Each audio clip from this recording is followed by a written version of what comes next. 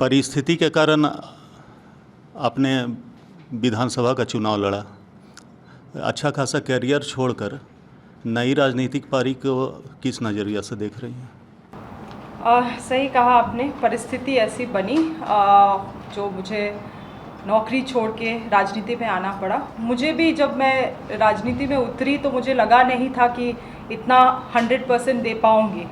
और मुझे याद है चुनाव नॉमिनेशन फाइल करने के शायद बाद हम यहाँ पे आए भी थे प्रभात खबर ऑफिस में, और यहाँ पे संपादक आनंद जी आप लोगों से मुलाकात भी हुई थी। और उस वक्त आप ही में से किसी ने, एक व्यक्ति ने मुझे कहा था कि राजनीति आसान नहीं है, इट्स 365 डेज़ जॉब। तो एक वो बात सुन के एक तरीके से अंदर से भय लगा और लगा कि शायद ऐसे ही स्केयर करने के लिए बोल रहे हैं। मगर जब ये चीज़ को महसूस किया, जब अभी मैं हूँ राजनीति में, तो मुझे लगता है कि ये बात सही में 100% है। आज भी मेरे कानों में ये बात गूंजता है कि इट्स अ 24/7 आवर जॉब। आपको हमेशा लोगों के लिए उपस्थित रहना है, अपने वादाओं को पूरा करने के लिए या अपनी जनता की आवाज़ बनने के लिए। मगर तमाम चीज़ें हैं, चुनौतियां हैं, बट मुझे लगता है कि जो मेरा कॉर्पोरेट बैकग्राउंड रहा है और मेरे बाबा का जो अनुभव रहा है, उसको मिला के कुछ तो अच्छा बन रहा है, ऐसा महसूस होता है। मैम, सिस्टम में गड़बड़ी, ज़मीन लूट, आदिवासियों के मुद्दे, ये सब लेकर के आप हमेशा मुखर रहती हैं, तो सरकार इसके लिए कितने संवेदनशील है, आप क्या मानती है इसको? देखिए, जनता हमें बहुत कारणों से चुन के भेजती है और हम एक तरीके से ऑब्लाइज्ड भी रहते हैं। तो कई बार गलत चीज़ों को देख के अनदेखा करना, क्योंकि आप सरकार में हैं, ये भी कहीं से जस्टिफाइड नहीं है। इसीलिए लगातार जब भी मौका मिलता है, चाहे मीडिया के माध्यम से हो या हाउस के माध्यम से हो, गलत चीज़ों को हम लोग उजागर करने का काम करते हैं। और इसी तरीके से और सकारात्मक रूप से हम लोग सरकार को भी आईना दिखाने का काम करते हैं। और मुझे लगता है सरकार संवेदनशीलता दिखाती है इसमें, क्योंकि जब कभी भी हम लोग कुछ मामलों को लेके गए हैं तो उसमें ज़रूर कार्रवाई हुई है, उसमें कम से कम एक चर्चा हुआ है सरकार के द्वारा। कांग्रेस में बड़ा विकट स्थिति है, एक महिला मंत्री नहीं है।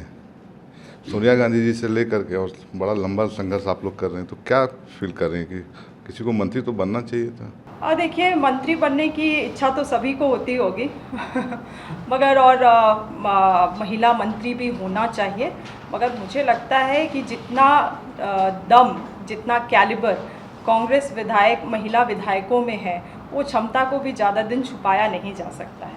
और ये आप इसको कुछ भी कर ले, कैलिबर है, कैपेसिटी है, वो दिखेगा ही। और आप मंत्री पद में रहे या ना रहे, अगर आपने वो क्षमता है तो आप जिस पद में भी रहे, आप अपने लोगों के लिए, अपने राज्य के लिए आप सेवा कर सकते हैं। आप लोकतंत्र के मंदिर में, मतलब विधानसभा या लोकसभा कहलाता है, आप आई विधानसभा पहला बार, तो आपने कहा अब काफ़ी कुछ हो गया, काफ़ी दिन बीत भी, तो आपको क्या लग रहा है? जैसे देखते हैं कि बहस होते ख़त्म हो जाता है विधानसभा, तो आपको क्या लग रहा है कि मतलब जनता के मुद्दों का समाधान हो पा रहा है इसमें? देखिए, कम से कम जनता की मुद्दा जो होती है वो हाउस में आती हैं, लोग उसको रखने का प्रयास करते ही हैं, सरकार का उसकी तरफ नज़र लाने का भी प्रयास करते हैं। मुझे लगता है फिर भी मैं अगर सही मायने में बोलूं तो अभी भी बहुत सारी सुधार की ज़रूरत है इस राज्य को। विशेष रूप से अगर मैं कुछ अच्छी प्रतिक्रिया जो हमेशा मेरे जहन में चलती है कि ये तमाम चीज़ होना चाहिए। आज देखिए, पहला मुद्दा तो है झारखंड में वो ज़मीन का मुद्दा है, ज़मीन जिस तरह से लूट हो रहा है, जबकि CNT SPT एक्ट है तब भी। अब आप इसे गौर से देखेंगे तो जब भी CNT एक्ट में मतलब ज़मीन का जो मुद्दा रहा या ज़मीन का लूट हुआ, तो कभी किसी भी सरकार ने या किसी भी दल ने इसकी समीक्षा करने का कोशिश नहीं किया कि क्यों लूट हो रहा है। आज आप देखिए, CNT एक्ट में कहता है कि आदिवासी ही आदिवासी का ज़मीन खरीद सकता है। उसमें भी एक क्लॉज है कि आपको उस थाने का, पर्टिकुलर थाने का होना चाहिए। जब ये कानून बना था तब बहुत सारी चीज़ों को मद्देनज़र रखते हुए इस नीति को, कानून को बनाया गया था। लोहरदगा जिला से रांची अलग हुआ 1983 में, अलग ज़िला बना। जब लोहरदगा ज़िला था उस समय लगता है, अगर मैं गलत नहीं हूँ तो लगभग लोहरदगा ज़िला में उस वक्त 11 थाना हुआ करते थे, जिसमें रांची भी आपका एक अंग था। जब रांची अलग हुआ लोहरदगा से, अब कितना थाना है आप बताइए। इसका मतलब अगर हम भी आदिवासी हो के यहाँ पे ज़मीन खरीद रहे हैं तो legally I am also wrong. तो इसकी समीक्षा क्यों नहीं की गई? अगर समय बदला तो इन CNT एक्ट में, SPT एक्ट में अच्छे संशोधन क्यों नहीं लाए गए, ताकि उसमें जो गलत तरीके से खरीद बिक्री हो रही है उस पर भी रोक लगाया जा सके। तो ज़मीनी मुद्दा है जिसको कभी किसी दल ने, कभी किसी सरकार ने एड्रेस करने का कोशिश नहीं किया।